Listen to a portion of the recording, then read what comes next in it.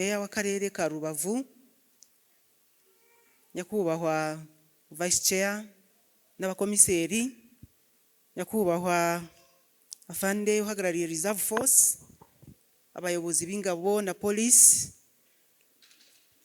abavandimwe twakiriye ahangaha, abayobozi mu nzego z'ibanze n'abandi bose baje kwifatanya natwe, SG, bakozi bagenzi banjye dukorana muri komisiyo ya demobilisation, mfashe uyu mwanya ngo mbashimire byimazeyo. Ndabashimiye mwese hamwe n'umuyobozi wo muri Roda, mwese ndabashimiye. Mbanze munyemerere wenda mbanze nshimire nyakubahwa meya. Nyakubahwa meya, ndagushimira ukuntu twafatanyije mu kuvuga partnership hagati y'akarere na komisiyo. Iki gikorwa kikaba kibaye cyiza, kikaba kibaye indashyikirwa, tukaba tuvanyemo imyanzuro myiza, kandi ukaba ubona mu by'ukuri twese tugifite inyota yo kugira ngo tuganire. Ndabasaba ngo mumpere nyakubahwa meya amashyi. Ndabashimiye nanone nyakubahwa meya, ndabizi musanzwe mubikoraho, na mbere mutarajya muri izi nshingano mwaradufashaga cyane nka komisiyo, ariko noneho ubu ngubu bwo muri kuri tere musanzwe mubikoraho, mukafasha igihugu cyacu kugira ngo aba bagenerwabikorwa biyumve ko ari abaturage nkatwe twese, mukabitaho muri gahunda zose za leta mufite mu karere. Ibyo kandi mukaba mubifatanyijemo n'abanyakubahwa abanyamabanga nshingwabikorwa ndetse n'abanyakubahwa bahagarariye izindi nzego zose ziri hano zikorera muri aka karere.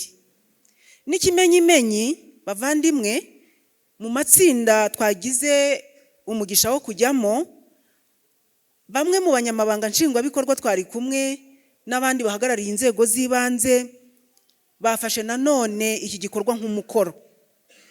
Biyemeje kwita kuri aba bavandimwe, bakabereka inzira, bakabamenyesha gahunda za leta, ariko by'umwihariko banavuze ko abafite ikibazo rwose bagenda bakabarebana nyuma y'iyi nama, bakava ahangaha bakemuye ibibazo byabo.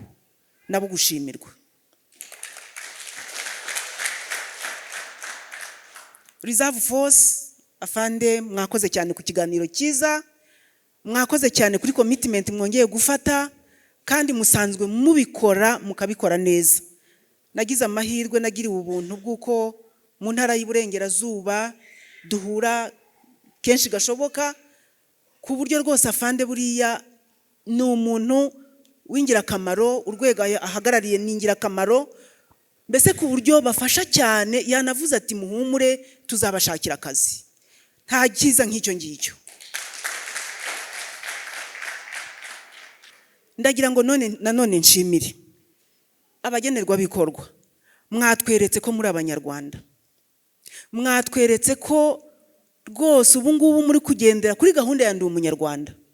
Kuko niba ushakira igihugu cyawe amahoro, ugahamagara bagenzi bawe bariri ukababwiza ukuri, ukababwira uti burya bya bindi byose bababwiye barababeshyaga, baradushukaga, twataye umwanya, namwe ni muze dutaramire hano mu gihugu cyacu kandi tugiteze imbere.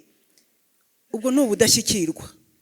Abagenerwabikorwa rero harimo n'abavuze bati twebwe nimutwohereze dusubire hariya tugende tubazane, kuko tuzi ukuri, twakubayemo, tukurimo, tuzi ubuyobozi bwiza Imana yaduhaye. Turagira ngo tujye kuvuga inkuru nyayo, to tell our story.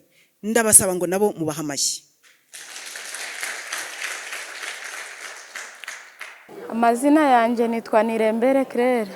Aribwo ndi kuza natekereje imibereho kundu batubwiraga ngo ziragoye, ngimara kugera ino naje mfite ubwoba n'ikibazo, ariko muri aya mezi maze inje naje mu kwa gatanu, nasanze abaturanyi uko babaganuraga ndabwo ariko bari n'abantu beza, baradufasha, baradusura. Byongeyeho na leta, iyo tugiye mu ndeko baratumenya bakatuganiriza, no mu kagari tugerayo bakatuganiriza neza. Nabonye nda kibazo ibyo bavugaga muri make mbese ubugome bafite nabonye ari ndabwo. Ndi Liyetona Koloneli Habimana Habarurema Emmanuel, abantuye mu majyaruguru muri Gakenke, umurenge wa Mugunga, akagari ka Nkomane, umudugudu wa Rusebera.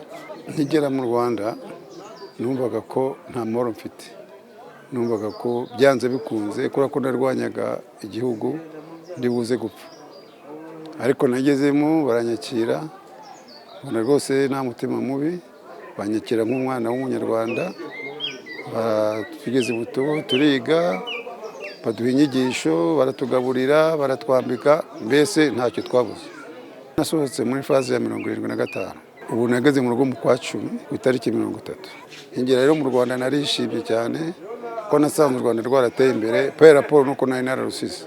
Mu rugo hari mu mudugudu bita Rusebeya muri Gakenke, ubu ni naho ndi kumwe n'umusaza wanjye. Nasanze umutekano hari kuko baranyakiye, famiye zose zaranyakiye, nta kibazo nagize kugeza n'uyu munsi, nta kibazo nagira. En tout cas je suis totalement à l'aise, ndi mu mutuzo wuzuye.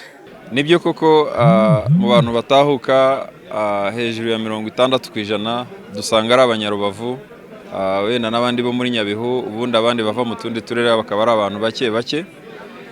Bishingiye cyane ku miterere y'akarere n'amateka yako, ariko iyo baje dufatanya n'inzego zacu zose kugera ku mudugudu, kubinjiza mu buzima busanzwe, aho iyo bagezeyo bahita bafata ibyangombwa, bagahita bitabira gahunda za leta, bakajyana n'abandi.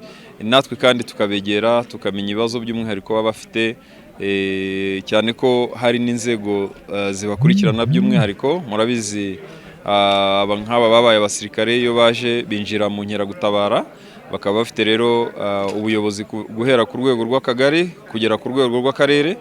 Urumva rero uburyo tubakurikirana, icya mbere ni abaturage basanzwe binjiye mu bandi bakurikiranwa nk'uko n'abandi baturage bakurikiranwa, ariko bakaba ari n'abasirikare bakurikiranwa n'abayobozi b'inkeragutabara.